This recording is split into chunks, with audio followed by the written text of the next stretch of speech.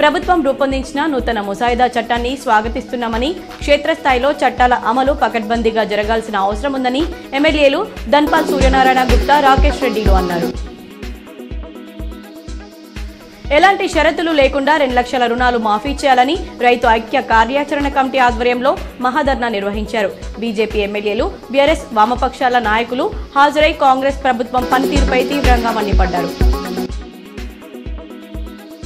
Tollywood senior hero నాగార్జునకు చెందిన Hyderabad N convention centre ను ఎప్పటి నుంచో వివాదంలో ఉంది. మాదాపూర్లోని చెరువును ఆక్రమించి దీన్ని నిర్మించారన్నది ఆరోపణ. 2014లో కేసీఆర్ ప్రభుత్వం సర్వే చేసి FTLలో నిర్మించారని తేల్చారు. బాన్స్వాడ పట్టణంలో 37.50 కోట్ల రూపాయలతో నూతనంగా నిర్మించే 100 పడకల ఏరియా ఆసుపత్రి నూతన భవనానికి రాష్ట్ర ప్రభుత్వ వ్యవసాయ సలహాదారులు, బాన్స్వాడ నియోజకవర్గ శాసనసభ్యులు పోచారం శ్రీనివాసరెడ్డి భూమి పూజ చేశారు. తిరుమల తిరుపతి వెంకటేశ్వర స్వామివారిని కుటుంబ సమేతంగా అర్బన్ ఎమ్మెల్యే ధన్పాల్ సూర్యనారాయణ గుప్తా దర్శించుకున్నారు. తెలుగు రాష్ట్రాల ప్రజలు బాగుండాలని కోరుకున్నారు. నగరంలోని ఆనంద్ నగర్లో ఇటీవల మురుగు కాల్వలో పడి చనిపోయిన అనన్య కుటుంబాన్ని నేడు అర్బన్ శాసనసభ్యులు ధన్పాల్ సూర్యనారాయణ పరామర్శించారు.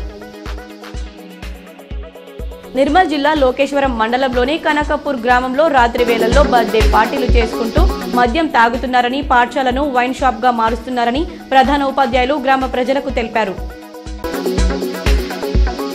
ఆగస్టు 31, సెప్టెంబర్ 1, 2 తేదీల్లో హైదరాబాద్ లో జరిగే ప్రగతిశీల మహిళా సంఘం 7వ రాష్ట్ర మహాసభలను విజయవంతం చేయాలని POW జిల్లా అధ్యక్షురాలు ఆకుల అరుణ కోరారు. రాష్ట్ర మహాసభల పోస్టర్ను నిజామాబాద్ నగరంలోని కోటగల్లి నీలం రామచంద్రయ్య భవన్ లో ఆవిష్కరించారు. దర్పల్లి మండల కేంద్రంలోని లిటిల్ హార్ట్స్ పాఠశాలలో శ్రీకృష్ణ జన్మాష్టమి వేడుకలు ఘనంగా నిర్వహించుకోవడం జరిగింది. చిన్నపిల్లలను గోపికా కృష్ణుడి వేషంలో ఇంచి ఉట్టికొట్టడం, ఆనందోత్సాహాల మధ్య ఈ కార్యక్రమాన్ని నిర్వహించారు.